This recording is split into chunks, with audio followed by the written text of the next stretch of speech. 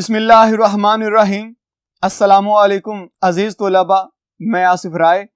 عزیز طلباء، آج ہمارے پاس جماعت دہم کے حصہ غزل میں سے فراق گورکھپوری کی غزل اور اس کا 7واں شعر ہے اور کچھ مشق کا تھوڑا سا کام ہے، تو آئیے بڑھتے ہیں بورڈ کی جانب اور انہیں پڑھ لیتے ہیں۔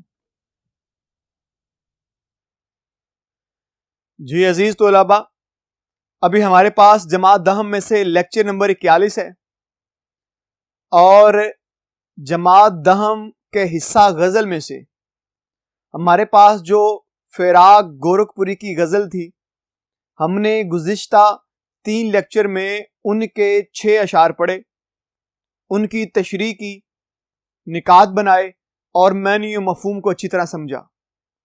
آج اس لیکچر کے اندر بھی ہمارے پاس اسی غزل میں سے آخری شعر نمبر 7 ہے اور ساتھ میں مشق کے 2 سے 3 سوالات موجود ہیں۔ ہمیں ابھی اس شعر کو پڑھنا ہے، اس کے معنی و مفہوم کو سمجھنا ہے اور اس کے نکات کو دیکھنا ہے۔ لیکن ایک چیز یہاں پہ ذہن نشین کر لیجئے گا، یہ جو شعر ہے یہ مقطع ہے۔ یہ آپ کے ذہن نشین بات ہونی چاہیے کہ مقطع کیا چیز ہے۔ آپ جانتے ہیں کہ جس شعر کے اندر شاعر اپنا تخلص یا اپنا اصل نام استعمال کرے وہ مقطع کہلاتا ہے۔ لیکن یہاں پہ ایک بات ضروری ذہن نشین کر لیجئے گا، مقطع ہونے کے لیے 2 شرطیں بہت ضروری ہیں۔ ایک تو یہ کہ شاعر اپنا تخلص استعمال کرے یا نام استعمال کرے، دوسری یہ کہ وہ شعر آخری ہونا چاہیے۔ اگر آخری شعر سے اوپر والا کوئی شعر ہے یا اس سے اوپر والے جتنے بھی اشعار ہیں ان میں کہیں پہ بھی شاعر اپنا تخلص یا اپنا اصل نام استعمال کر لیتا ہے تو اسے ہم مقطع نہیں کہہ سکتے۔ مقطع عربی زبان کا لفظ ہے جس کا مطلب ہوتا ہے غروب ہونے کی جگہ، کاٹنے کی جگہ یا مقام۔ تو اس لیے یہ جو شعر ہے یہ مقطع کہلائے گا کیونکہ یہاں پہ فراق تخلص آ چکا ہے، فراق گورکھپوری کا تخلص آ گیا ہے، یہ شعر مقطع ہے اور یہ مقطع کی شرائط پوری کر رہا ہے، لہٰذا یہ بورڈ میں نہیں آ سکتا۔ بورڈ میں ایسا شعر نہیں آتا جس میں شاعر اپنا تخلص استعمال کرتا ہے اور وہ حقیقت میں مقطع بھی ہو۔ جی آئیے اس شعر کو پڑھتے ہیں اور اس کے معنی و مفہوم کو سمجھتے ہیں۔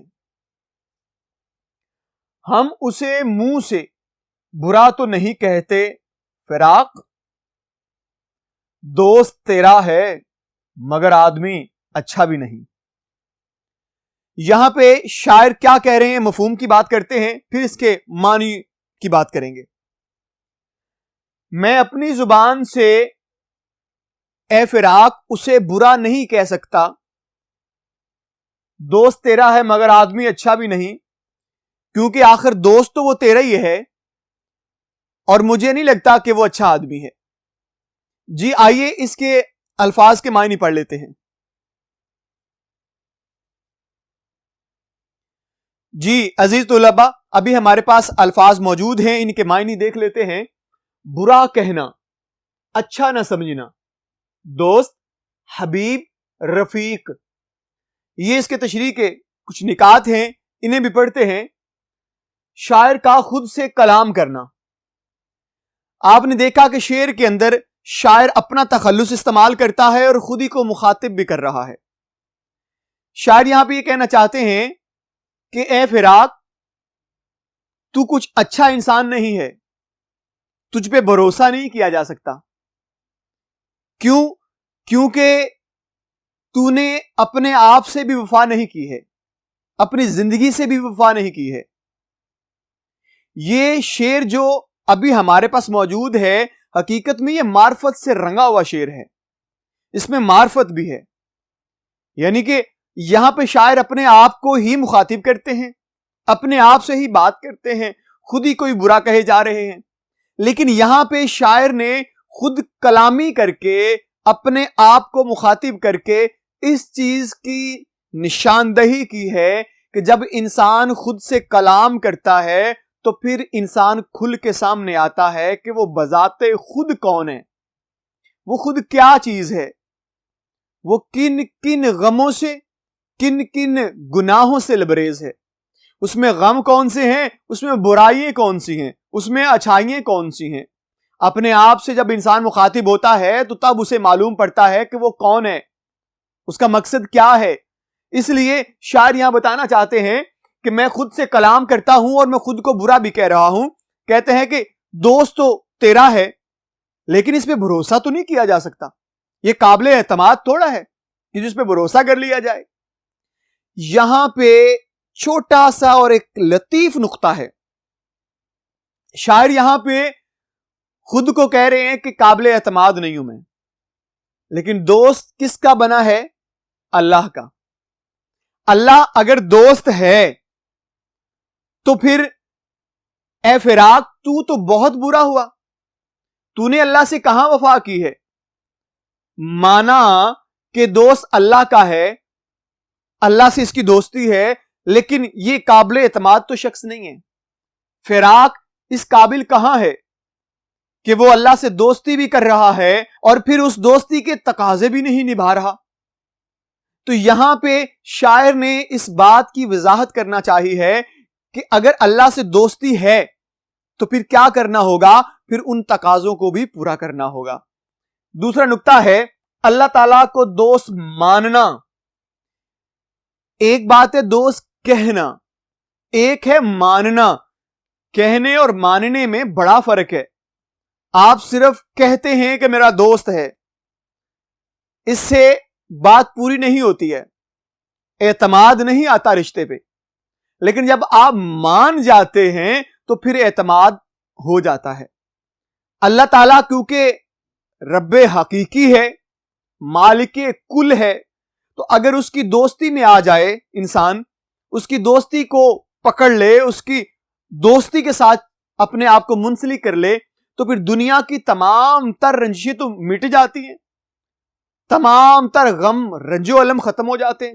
لیکن بات یہ ہے کہ شاعر کہتے ہیں کہ مان لیا میں اللہ میرا دوست ہے، میں نے اس چیز پہ یقین کر لیا، لیکن میں کس کھاتے میں آتا ہوں، میں کس دوستی کے زمرے میں آتا ہوں؟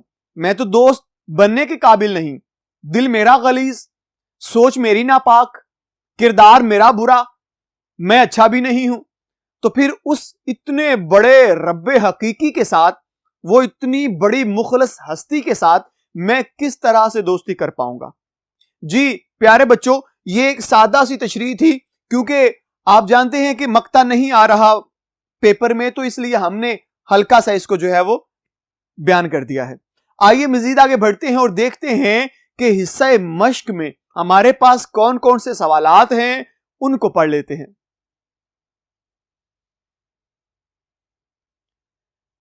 جی عزیز طلباء، ہمارے پاس آج کی غزل فراق گورکھپوری کی مشق موجود ہے۔ اس کو ہم پڑھنے سے پہلے چند باتیں کر لیں گے تاکہ وہ چیزیں آپ کو بھی ازبر ہو جائیں، معلوم پڑ جائیں۔ آپ جب اس کی مشق میں آئیں گے تو وہاں پہ اور بھی سوالات موجود ہیں، جیسے خالی جگہ ہوگی، کالم بنا ہوا ہوگا، غلط درست ہو سکتے ہیں، اس کے بعد ایک دو سوال اور بھی ہو سکتے ہیں جو اسی زمرے میں آتے ہیں، ملتے جلتے ہیں اس سے۔ ہم نے وہ کیوں نہیں کیے؟ اس لیے نہیں کیے گئے کہ جو پرچہ بنانے والا شخص ہے، ممتحن ہے، جو پرچہ بناتا ہے سالانہ، وہ ان سوالوں کو کبھی نہیں اٹھاتا، کیونکہ وہ پرچے کی حدود میں سوال آتے ہی نہیں ہیں۔ اس لیے میں نے اپنے گزشتہ لیکچر میں کسی بھی لحاظ سے کوئی مشق تھی تو ان سوالوں کو نہیں حل کیا جو بورڈ کے لحاظ سے ضروری نہیں تھے۔ ایک تو یہ ہے، آپ کے پاس دو سوال ہیں، ایک آپ اس لیے چھوڑ رہے ہیں کہ شاید یہ نہیں آئے گا یا شاید آ جائے گا، اسے چھوڑ دیتے ہیں، جو ضروری ہے اسی کر لیتے ہیں۔ ایسا نہیں ہے، وہ ہیں ہی غیر ضروری جو میں نے چھوڑ دیے ہیں، ان کو بورڈ میں آنا ہی نہیں ہے، اس لیے میں نے نہیں کیے ہیں۔ لہٰذا آپ بھی ذہن نشین اس بات کو کر لیجئے گا، کہیں آپ کے دل میں یا دماغ میں یہ بات نہ آئے کہ شاید میں نے وہ سوال نہیں کروائے، تو کیوں نہیں کروائے؟ اس وجہ سے نہیں کروائے۔ جی پیارے بچوں دیکھیے گا، ابھی ہمارے پاس جو سوالات موجود ہیں ان کے جواب کو دیکھنا ہے۔ یہ وہ سوال ہے جو بورڈ میں اگر آپ سے پوچھا جائے گا تو وہ کہے گا 2 سطروں سے یا 3 سطروں سے زیادہ نہ ہو، یعنی 2 سے 3 لائنز ہی ہونی چاہیے، اس سے زیادہ نہیں ہونا چاہیے۔ سوال ہے ہمارے پاس، فراق گورکھ پوری کی شامل نصاب غزل ان کے کس مجموعہ کلام سے لی گئی ہے؟ جواب، یہ غزل فراق گورکھ پوری کے مجموعہ کلام شبنمستان سے لی گئی ہے۔ یہ ان کا مجموعہ کلام ہے جس میں ان کی غزلیں شامل ہیں، تو اس میں سے آپ کی یہ غزل لی گئی تھی جو 7 اشعار پہ مشتمل ہے اور آپ کے نصاب کا حصہ ہے۔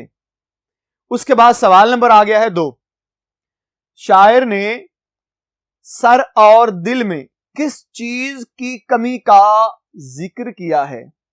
جواب ہے، شاعر نے کہا ہے کہ سر میں عشق کا جنون ختم ہو گیا ہے اور دل میں۔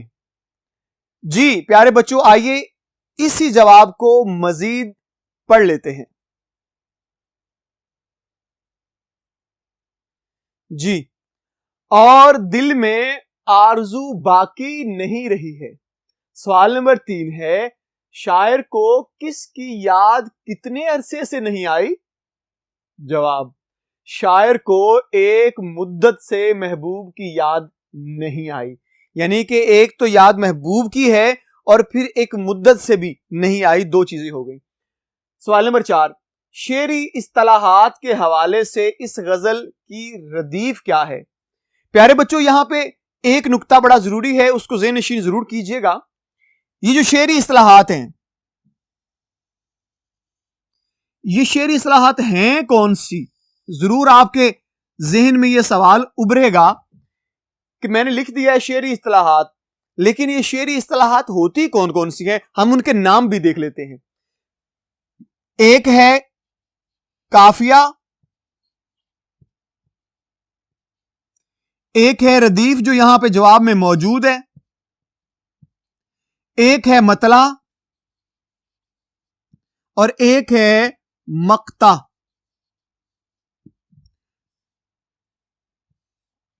یہ ہمارے پاس شعری اصطلاحات ہیں، انہیں شعری اصطلاحات کے نام سے یاد کیا جاتا ہے۔ تو ہم چلتے ہیں اس کے جواب کی طرف، جو اس نے سوال پوچھا ہے ہم اس کا جواب دیکھ لیتے ہیں۔ شعری اصطلاحات کے حوالے سے اس غزل کی ردیف بی نہیں ہے، یعنی کہ یہ جو بی نہیں یہ آپ کے اس غزل کے پہلے شعر میں دونوں لائنوں میں، مراد دونوں مصروں میں آخر پہ موجود ہے، لیکن اگلے تمام اشعار کے مصرع ثانی یعنی دوسرے مصرے کے اندر نہیں ہے آتا جائے گا، یعنی کہ بی نہیں اس طرح سے چلتا جائے گا۔ تو ردیف جو ہے یہ مؤنث ہے، قافیہ مذکر ہے، مطلع مذکر ہے اور مقطع بھی مذکر ہے۔ جی پیارے بچوں یہ تو تھا ہمارے پاس آج کا کام جو ہم نے اچھی طرح سے پڑھا۔ کوشش کی گئی ہے کہ اس طرح سے کروا دیا جائے کہ آپ کو یہ سارا ذہن نشین ہو جائے، آپ اس کو ازبر کر لیں، کیونکہ ایک ایک نقطے کو وضاحت کے ساتھ بیان کر دیا گیا ہے اور اس کی وضاحت تھی بھی ضروری تاکہ آپ کو اچھی طرح سمجھ آ جائے۔ امید کرتا ہوں کہ آپ نے اس سے بہت کچھ سیکھا ہوگا۔ انشاءاللہ اگلے لیکچر میں آپ سے پھر ملاقات ہوگی، تب تک کے لیے مجھے اجازت دیجیے گا۔ اللہ حافظ۔